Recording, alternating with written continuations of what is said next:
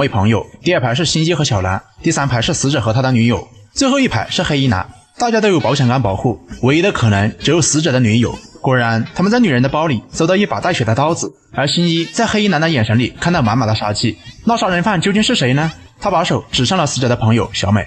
那刀子怎么解释？新一判断，一把小刀是不可能割断头颅的，女人就更不可能有那么大的力量了。那么小美是如何做到的呢？首先，她在上车时，她用包垫在背后，使安全杆留出更大的空间，方便随时脱身。然后拿出事先准备的铁圈和铁钩，把铁圈套入死者脖子，再把铁钩挂在铁轨上，利用过山车的速度，瞬间割下了男人的头颅。那怎么证明就是小美呢？原因有2个。其一，小美的项链不见了，用的铁圈就是项链的绳子。